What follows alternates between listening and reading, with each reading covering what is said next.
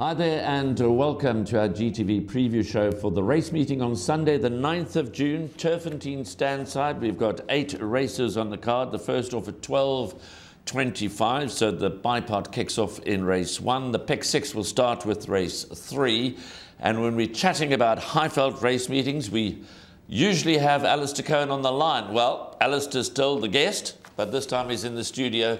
Being here, of course, we record the day before, so you're in town for the Hollywoodbets Gold Challenge. Alistair, nice to have you in the studio. Yeah, lovely to be here, Graham. Thanks so much. And yeah, nice to see some voices that now have faces here at the GTV studio. I love Jubilee Stakes Day. I mean, this is the last sort of roll of the dice for Highveld-based horses to qualify for the Hollywoodbets Durbanville or to prepare for the Hollywoodbets Durbanville. I think the positioning and the history of this race can't be lost on anybody. I think the last horse to have run in the Jubilee and win the July was Heavy Metal, just over a decade ago. And I'm sure you might have called a few cold Jubilees back in your day when you were calling. I've done a few in beanies and about 5 layers. So conditions can be a little bit testing for those around the course. But hopefully it'll be a good day's racing at Turffontein. It probably is, it definitely is, the highlights of the winter upcountry. Well, talking about making the Jubilee part of the preparation as opposed to last-ditch qualifying attempt, Purple Pitcher is obviously the favourite. We'll get to race 7, which is the Jubilee Stakes, a little later on. We also have a supporting feature in the Agoli Mile for 3-year-olds. That's race 6 on the card. I see some anti-post support coming through for Purple Pitcher, but more about that a little bit later on. Let's get into the first leg of the bipod, and the first of the 8 races off at 12:25. Maiden Juvenile Plate for fillies over 1,100 metres. We've had 1 scratching already. Number 3, Gaelic Dancer, is out. And the betting is dominated by number 7, Roaming Spirit, at 13-20 for Raymond Danielson and Michael de Kock. 3-1 about the first timer, number 1, Cosmic Queen. JJ van Vuren trains, racing out of pole position. But it is down the straight over 1,100 metres. And then the only other runner quoted in single figures, another first timer from the Paul Peter stable, or the Tony Peter stable to be absolutely accurate, number 11, To Be Free. Calvin Habib takes the ride for the Playgate South African Syndicate. So, Alistair, first leg of the bipod. I know the pick 6 is your chosen bet for today. You're venturing into territories where angels generally fear to tread. But does Roaming Spirit shape up as a potential bipod banker? Yes, I think she does, unless there's interest in the first timers, which there isn't at the time of recording. There was a lot of noise about her before she made her first start, but the noise was always extinguished by the fact that 1,000 metres will probably be on the short side. I thought it was a good run. All the same, she ran 3rd, obviously, behind the winner, Danson from Santon, despite receiving 5 kilos on that occasion. Raymond Danielson's back on board. I'm surprised to see her over 100 metres further 10 days later. For me, that smacks of them trying to get a win under the belt as soon as possible and potentially come down to KZN on Hollywoodbets Durbanville. We shall see whether that's the avenue that they'll take, but I think that a win here is crucial for number 7, Roaming Spirit. A lot of the first-timers make quite a bit of appeal as far as pedigree is concerned here, Graham. Number 1, Cosmic Queen, is speed personified, being by VAR out of a Quarari mare. There are a lot of well-performed sprinters from that family. Omnipotent, although it wouldn't be the Diane Stinger way to ready them up first time out. I'd keep an eye on her. If she runs on for minor money, she could be one to follow next time. 5 Poblano, 6 Rendezvous in Rio, all horses that do have some potential to perhaps give things a shake first time out. But all in all, I think the experience and the perceived ability and the talk about number 7, Roaming Spirit, will probably carry her through to victory and making her a bipod banker in race 1. Certainly a worthy favourite in the opener, number 7, Roaming Spirit, short in the market at 13-20. As we always say, when race 1 is the first leg of the bipod, you get a chance to follow the market right up until race time, and you get a chance to watch them go to the gates. But at this point in time, as we mentioned earlier, we record more than 24 hours ahead of the race meeting. Number 7, Roaming Spirit, certainly shapes up as a potential bipod banker. Now race 2 is a maiden juvenile plate over 1,100 metres, off at 1 o'clock. First leg of the place accumulated. 2 scratchings already to hand. Number 1, Antonio Gaudi, and number 6, Grand Oasis. And the favourite here is number 15, Wolf Mountain. Once again, it's Mike de Kock. This time, Piers Stradham. Once again, the progeny of Buffalo Bill Cody. So Wolf Mountain 18-10. Number 13, Towers of Gold. Not a bad debut. That's at 9-2. Number 6, Ombudsman, a first timer, 13-2. Number 9 at 13-2. Number 7, Greenlight Racer at 7-1. Those are the ones quoted in single figures. Alistair, how do we play race 2? Again, I think De Kock's got a strong hand. Another one bred by James Armitage, a Sandown stud. 15 Wolf Mountain. Ran second to French Bolt last time out. The debut behind Master Casper. Obviously, Master Casper ran at Hollywoodbets Greyville on Saturday in feature race level. When you consider Wolf Mountain and French Bolt were far, far, far clear of the third place horse last time at the Vaal, that could probably give you a window and an insight on what to expect. I know it's only 100 metres, but I think he runs like the extra distance will suit. Whether he's going to get a mile in time, I don't know. He probably will. But 2 runs under the belt, 2 good runs under the belt behind 2 potentially above average horses. And of the other race runners, the only one that makes any appeals, number 13, Towers of Gold, who ran behind a drifter first time out in the form of Key News. So I don't know how much value we can put into the strength of the form behind Key News, the son of Heavenly Blue, trained by the Peters, who won on debut. Again, some first-timers make some appeal. It wouldn't be the Joey Soma way to ready them up first time, but number 7, Greenlight Racer, could be interesting going forward. I don't know whether he'll be ready and raring to go first time out. Number 8, Ombudsman, is the son of Flower Alley. I'd venture to say that 1100 metres might be on the short side for him. 12, Take Your Best Shot, is probably another horse of interest, but like I said, for race 1 wouldn't be the stinger way to ready them up. So despite the first timers being of considerable interest, I think it all points to 15 Wolf Mountain, so I'd be prepared to banker him in the bar pot and PA as well. It's nice to see Diane Stenger stepping out, whether they're readied up or not. 2 nicely bred horses in the opening 2 races. Diane has been around forever, and sometimes you never lose your ability to train top horses. You might be below the radar in terms of being out of fashion, and I don't think Diane will mind me saying that. I used to have a couple of horses with Diane Stenger way back then, and she certainly knows how to get them right. But as you say, not really her style to ready them up first time. But hopefully, for her sake, they turn out to be decent horses going forward. Now, the third race in the card, which is also the first leg of the pick 6, maiden plate 1160 metres. I've seen your perm, and we've chatted off air, so we can probably cut to the chase here. Number 7, Bjorn Ironside at 11 to 20. The nap of the day. 2 first-timers quoted in single figures. Number 5, Bay Empire from the Sean Terry stable, 9 to 2. And number 8, Captain Clever. Tony Peter sends out the son of Captain of All. That's at 11 to 2, but it's surely all about Bjorn Ironside. Well, I think in this race, Graham, to use the first-timer rule in the pick 6, use it to your advantage, because I think of Bjorn Ironside. We did that the other day with Valiva. Correct, and that worked out. We didn't even need the 4 horses that we went to war with. Number 7, Bjorn Ironside, if he does get beaten, it's likely to be by a first-timer, and I don't think he will get beaten either. I think he's running Cape Town behind Lion Rampart. The way that horse has improved, I don't know whether we can take a full-length beating to Lion Rampart in December at face value, because remember, he was quirky, he did funny things in a race. Now he's a refined racehorse, but his win in the Somerset 1200 Hollywoodbets Kenilworth a week earlier was out of the top draw. And then here at Hollywoodbets Greyville, getting outdone just by 21 May. I know that Connections were a little bit upset that he got beaten on that occasion, but the point remains, I just think that the form that he brings is just miles better than anyone else, unless either 5 Bay Empire or 8 Captain Clever are really, really good. They'll have to be good to turn over number 7, Bjorn Ironside. A horse that's interesting, and I suppose he wouldn't be all that interesting in a race as shallow as this, as number 3, God of Chaos. Keratila Kachedi is on board for Alec Laird. He's been off for 304 days. His debut was interesting. It was a quiet introduction, and he's been carded to race a few times and keeps getting scratched. So smacks of problems with the son of Captain of All. But you know, the fact that he's back on track, maybe he can provide a little bit of value for swingers. Number 3, God of Chaos, but I'd be surprised to see him turn over number 7, Bjorn Ironside. I'd be surprised if anyone turns over Bjorn Ironside.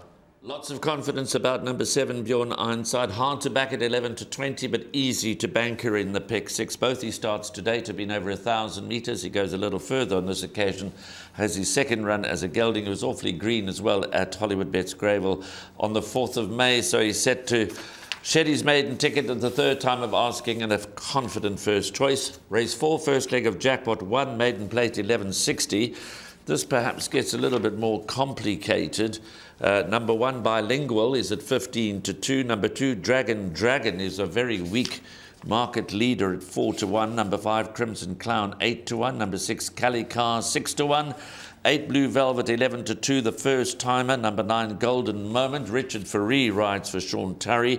That's at 5 to 1. And another first timer, this one from the Paul Matchett stable, number 10, Iconic Winter, is at 8-1. Now, while you might be able to ignore the first-timers from a pick-six perspective, certainly not from a jackpot, place accumulator, or indeed the buy-pot perspective. So where do we go here, Alistair? There are a few things that bother me in this race, Graham. Number one, number two, the Dragon, still in a sprint. I think that she's crying out to go 1450 plus. Her numbers obviously suggest that she's going to be a player. She's drawn on what's perceived to be the right side of the track, draw 10 out of 10 down the straight on the Turffontein stand side track. Jared Penny is on board this daughter twice over for the first time. Her second start, she was desperately unlucky not to beat Empress of Normandy. Whether she was exposed a little bit too early, I don't know.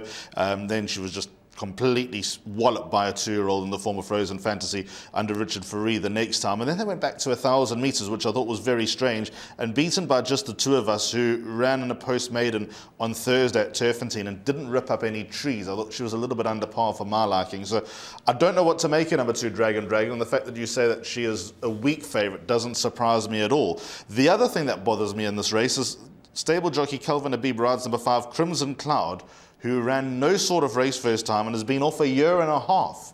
And you've got number 6, Cully Carr, with reasonable Cape form. That Cape form is good enough to win this race. And she's got blinkers on for the first time, and she's nicely bred. So, you know, number 6, Cully Carr is a horse that I'm going to lean towards, trained by Alec Laird. The daughter give me the green light just on the 2 runs that she's brought from Cape Town. If she's not in dire need of the run, I think that she'll go quite well here.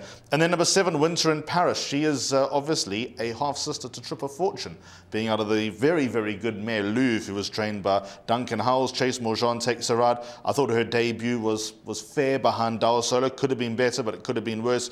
And again, if she's not in need of the run, she could be a player as well. The other race runners, you know, there's not much to get too carried away about. I think Bilingual, I'm once bitten, twice shy with her, because I think somewhere there's a racehorse, but the fact that she's taken 7 starts and she's still a maiden, maybe I've got to lose a little bit of faith in her. So I'm happy with numbers 2, 6 and 7 in my pick 6, and if one of the first timers arrive, I'm hopeful that we covered in the pick 6 rule. I think that's why Alistair's ducked for the pick 6, so he doesn't have to consider too many other horses in this leg, because obviously when you're playing, as I mentioned a moment ago, the buy-pot, the place accumulator and the jackpot, you can't ignore the first time as you can from a pick 6 point of view. So keep an eye on the market. Number 2, Dragon, as we said, the market leader. But both Alistair and I are concerned that she's still doing a racing down the straight. She's by twice over out of a mare by Dynasty. You would have thought she was crying out to go further. Callie Carr's out of that very good mare Inveroche, who won feature races for the Mark Dixon stable. So blinkers go on, could be a big improver for the Alec Laird stable. As you heard there from Alistair, that Cape form is quite strong. Race 5, the first of our features, is the Highveld Winter Juvenile Filly Stakes, 1,400 metres. Being an 8-race card, first leg of Jackpot 2. Here the favourite is number 2, VJ's Angel, at even money. Has won 2 of her 4 starts to date. Number 1, Miss Scaletta, is at 5-1. Others worth mentioning as far as the betting is concerned is, of course, number 6, World of Alice, who is the second choice in the market, 22-10 by the sensational One World. Has only had the 2 starts. Won second up over 1,600 metres, does come back in trip to 1,400 metres.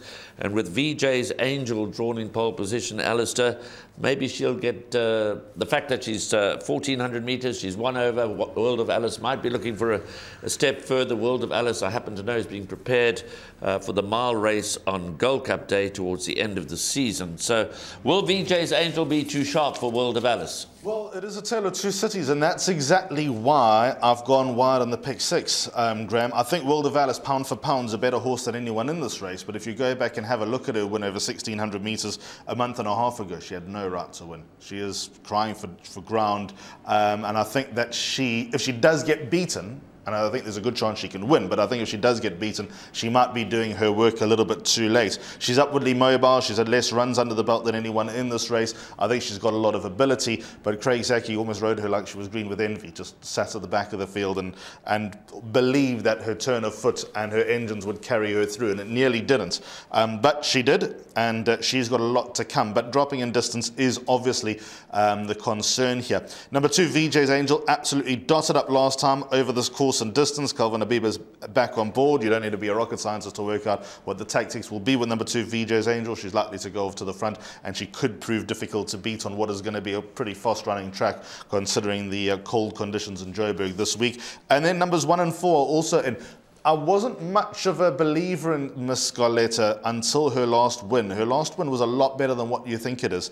Pilasande Oli back on board for Paul Matchett. She's a nice little daughter of William Longsword. She cost absolutely nothing at the sales, so expect her to go well. I think she'll punch above her weight, which is proving to be her biggest attribute. And then number 4, Famous Lady, on her last run to Simply Majestic in the Grade 3 Pretty Polly was a good run, probably outgunned in the Wilkebos South African Fillies Nursery, but she's definitely showing to be capable. So I've gone with the 4 horses. Just to quickly tell you why I've gone with a pick 6 on this card. Yes, your reasons of the first-timers in the first 2 legs are valid, but I think on a Sunday with the Jubilee Stakes, with 2 non-black type supporting features, standalone Sunday, I think there'll be a lot of people tuning in. I think you'll get a good bang for your buck in the pick 6 pool on the Sunday card. And we'll get to that perm a little later on, but I can tell you in advance, 116 Rand will get you 10% of that pick 6 as suggested by Alistair, and given the banker in the first leg, I think that we've got lots to look forward to, and that pick 6 pool will certainly be getting my money, and it will certainly be all around what Alistair suggested. Race 6 is the Egoli Mile, 1,600 metres for 3-year-olds. Interesting race, very interesting race. Those quoted in single figures, number 1, Presley. That's at 7 to 1. Number 2, Greeting My Master, makes his Highveld debut for the Ali Laird stable. Gavin Lorena takes the ride. The draw is a concern. His form in the Western Cape, where he was trained by Pitstein, absolutely solid. 5, Warhawk Bomber at 6 to 1. 7, Judgment Day is on a 4-timer. That's at 7 to 1. Number 9, Master Christmas at 17 to 2. And number 14, 2 Miles West at 15 to 2. Large field of 3-year-olds. For the Egoli Mile, it looks really competitive. I've got lots of horses here, Graham. Chatting to Gavin Lorena about a week ago about, well, he actually chatted to us rather than me chatting to him. I was with Lawrence Verners at Hollywoodbets Scottsville a week ago, and I said, well, I see Greeting My Master's up on the Highveld, and Gavin had committed to ride Greeting My Master, and the consensus was he is probably the best horse in the race, but to come up from Cape Town so soon, run over a mile from a deep draw, there's a lot of red flags waving about the son of Master of My Fate. However, there's no doubt about his quality. I know that the setback during the Cape Festival, the Summer Festival, took the wind out of their sails because they had aspirations to go through the Hollywoodbets Cape Guineas, ultimately into the splash-out Cape Derby, which would have been a very... they would have been interested to see how he went alongside Green with Envy, Oriental Charm, who's obviously come out and looked like a live wire for a couple of perhaps big features in the coming months. And it would have been great to see where Greeting My Master was a fit in that particular category. Since his rest, he's come back looking like he's needed the runs, but his last run to Pekaya was an excellent run. I know Pekaya ran what was perceived to be a disappointing second, the Pocket Power Stakes subsequently, but I think the way that race was run, I think you've got to take with a pinch of salt. If he's acclimatized in time, if he gets over from the bad draw, and if he's ready to go a mile so quickly, he'll be a hard horse to beat. But there are 3 big ifs with number 2, Greeting My Master. So he's not a horse that you can take to the bank. So my backup is number 1, Presley. Well, I've got a lot of backup in the pick 6, but Presley, very interesting runner. I thought his last run was good over a distance too short. He caught the eye late. Number 4, Jury's Out, has to go in. I didn't like him in his last run in the middle stakes, and he actually showed a fair amount of mettle running behind older horses he was giving weight to, the likes of Tamara's Tree. So I think that he'll run nicely. 5, Warhawk Bomber ran second in the Secretariat last time behind Sabre Strike. He's a very nice horse as number 5, Warhawk Bomber. 7 is in my play, Judgment Day, also got a bad draw, but he's upwardly mobile. I've also got numbers 9, 10 and 14 in there as well. Number 9, Master Christmas on the run to Sabre Strike, another eye catcher. Mount Darwin tiptoed up towards the inside rail the last time he was seen. I think he's had a very good prep coming into this race, if this is indeed the race that he's been targeting. And I've always been a fan of this horse, 2 Miles West, the son of Fire Away. Paul Match and Kabelo Matsanyani team up. He's got a lighter weight than some of the others, and he could provide a bit of quartet value in this race. So there we go. Very competitive renewal of the Egoli Mile, race 6 on the card, and Alistair taking no chances, going very wide in that leg. Master greeting my master. That's the one that makes his Highfield debut. He's got the bad draw to overcome, as does Judgment Day. So it gets very complicated, interesting race to watch as we move ahead to the principal feature of the day, race 7 on the card, the Jubilee Stakes, 1,800 metres. And as you say, there's potentially a lot more than the 250,000 on the line here. But Purple Pitcher has obviously confirmed his place in the Hollywoodbets Durban July as a dual Grade 1 winner. This form speaks for itself. Initially, they announced he was going straight into the July, but here he's in the Jubilee. Is he going to win it? Well, does he need a penalty for winning the Jubilee Stakes? That's the million-dollar question. There has been support for him 24 hours out of the Jubilee Stakes. There's no doubt his quality. There's no doubt that he is the most in form and right now the best horse in the race, having won the South African Classic and the TAB South African Derby. Both of them gutsy performances. That's his biggest attribute, and that you can ride him positively. And he almost like a dog with a bone, just refuses to relent and let go. And he's now got a new jockey, Samanga Kamalo, on board, who I believe will take the ride on him in the Hollywoodbets Durban July for Robin Klaasen. He really is a lovely horse. He's done everything asked of him. He, of course, won the Dingans as well in similar style. How much meat is on the bone and how much of a penalty can they afford?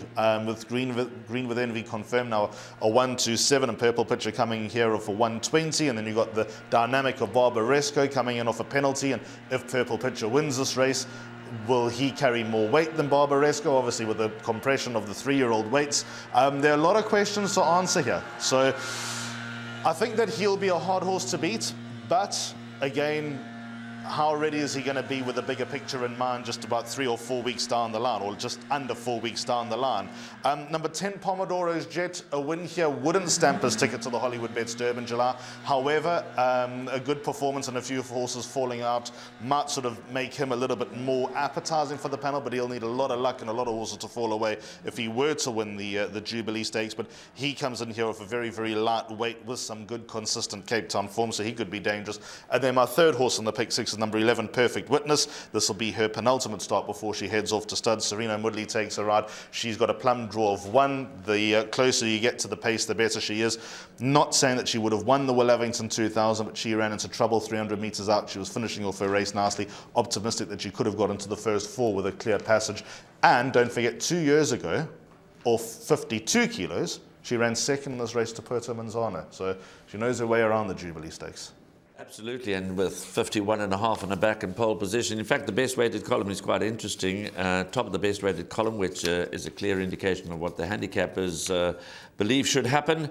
According to current ratings, number 8, None Other, tops that column ahead of number 11, Perfect Witness, and only then number 2, Purple Pitcher, but obviously they're fairly closely matched. But Purple Pitcher finding the money, is a dual Grade 1 winner. He's on his way, hopefully without any interruption, to Hollywoodbets Greyville on the first Saturday of July. For Son of Raj, it's a critical race if he wants to have any chance of making the cut for the final field. 8th and final race goes off at 16:30. It's an MR96 handicap over 1,160 metres. We've got 1 scratching, number 9, Lulu's Boy, which reduces the field to just 8 runners. And number 1, Fire and Flames, landed a bit of a gamble last time. That's at 5-1. Number 3, Black Egret, knocking at the door, is at 9-2. Your favourite is number 4, Silver Tudor, Richard Faree and Sean Tarry, 28-10. Number 5, Green Flash, 11-2. Number 6, Halberdia, is at 8-1. And number 8, Veldskun at 15-2. So most of the 8 runners are quoted in the betting, only a couple at longer odds. It looks competitive. Silver Tudor, is he a worthy favourite? Yes, although I wouldn't be bankering him. I've gone 4 horses in the pick 6 here, Graham, 1, 3, 4 and 6. The dynamic between Silver Tudor and Halberdia is interesting because Halberdia, on a run in the Man of War on the 25th of February, is still miles ahead of the handicapper. The rating that he ran to in that start was above 90, if I'm not mistaken. Could have even been touching 100. I've just got to get the sums and the message back. And he's obviously been quite inconsistent since then, but on that run of an 84, he's still run to a higher level and couldn't be penalised for that start. However, Silver Tudor ran 2.5 lengths behind him last time out and is 4 kilograms better off. So that's got to give Silver Tudor a huge leg up here. Then you've got Silver Tudor drawn 1, but in an 8-horse field with Richard Fourie on board, there's every chance that Silver Tudor will be able to work across. I mean, he's a horse that does sweat on a run coming from near the back of the field, but the point is, you know, with that type of tactic, you'll probably be able to tuck him in towards the outside rail and unleash him late, and hopefully he's got that turn of foot that does make him probably a better horse than he is. By Boom Sire Lance, who of course had a Grade 1 winner just a week ago. So 4 Silver Tudor, narrowly over number 6 Halberdier, and then to talk about numbers 1 and 3, Fire and Flames, as you mentioned. Remember, as a 2-year-old, he was rated 104. He came back down to a 92. He's back off a £6 penalty for that last win. Cobus Roux had him in the Golden Horse Sprint at Hollywoodbets Scottsville a week ago, and obviously made a reserve due to his lower rating than anyone else in the race. So maybe that was a signal of intent that Cobus believes that he's up to the level. He probably isn't, but you know, certainly if you believe you're good enough to compete in a Grade 1, then you've got to be good enough to go close in an MR96 at Turffontein in winter. And then number 3, Black Egret, good last run behind Richard I. He's come back to life. He's an interesting horse when he's bad. He's bad for a while. When he's good for a while. So at the moment he's good, so he's a horse to keep in your good books. So I've gone with half the field in the field of 8 in the finale. Silver Tudor, of course, to be ridden by Richard Fourie, Sean Tarry. Now we record, as we've mentioned over and over again, more than 24 hours ahead of the race meeting. So we're recording at Hollywoodbets Greyville in the GTV studio on the morning of the Hollywoodbets Gold Challenge, fresh off the back of Richard Fourie having ridden 2 winners on Friday at Fairview. So by the time he gets to ride Silver Tudor, I think we can safely say, with some degree of certainty, that it'll all be done and dusted as far as reaching that magical 335 mark and lowering, well, bettering, let me say. Do you think he can get to 400? I'm not even going to go there, because I think I'd be surprised if he didn't take his foot a little bit off the pedal, and he'd be forgiven for doing that, because, you know, when you think about Anthony Del Pesce's record having stood for as long as it did from the 1990s, late 1990s. Any record can always be beaten, but whatever he establishes, whether it's 350, 360, I'm willing to say that it's going to last a very, very long time, if not for eternity. So getting to 400 would just be obviously a personal target, but I think he could be forgiven if he was to say, okay, guys, I've been flying around this country now every single day for the last whatever it is, and I'm going to take my foot off the gas just a little bit. But that's all academic. What is not academic is Alistair Cohen's pick 6 permutation, and he's got a nice banker for us in the first leg, and as you heard, he thinks the pool will be good. It's a standalone race meeting with a couple of features, including the Jubilee. So Alistair, take us through it. Glad you believe this is not academic. So in the first leg of the pick 6 off at 25-2, banker number 7, Bjorn Ironside in the first leg by 2, 6 and 7, Dragon, Cully Car and 7, Windsor in Paris. Then 1, 2, 4 and 6 in the winter juvenile filly stakes, 1 Miss Galetta, 4 Famous Lady, 2 VJ's Angel and 6 World of Alice. Lots of horses in the Goli Maldives would berate me, say, why don't you just go field? Well, I haven't. I've gone with those horses just to alleviate some of the spend. By 2, 10 and 11, Purple Pitcher, Pomodore's Jet and Perfect Witness. In the final leg, 1, 3, 4 and 6 of Fire and Flames, Black Egret, Silver Tudor and Halberdier. And that perm will cost you 1,152 Rand for a full unit. But if you play more my sort of style, 10% will cost you 116. And I will certainly be shouting those numbers home, because I'm in, Alistair. I'm in tomorrow. As you say, it's a standalone meeting. We'll be basking in the glory of whatever happens in the Hollywoodbets Gold Challenge. But for now, Alistair, thanks very much. Great to see you. Thank you, Graham. Thanks to Alistair Cohen for getting up bright and early on a Saturday morning to record the show more than 24 hours ahead of the Turffontein Standside meeting on Sunday the 9th of June. The Jubilee Stakes is the principal of 8 races.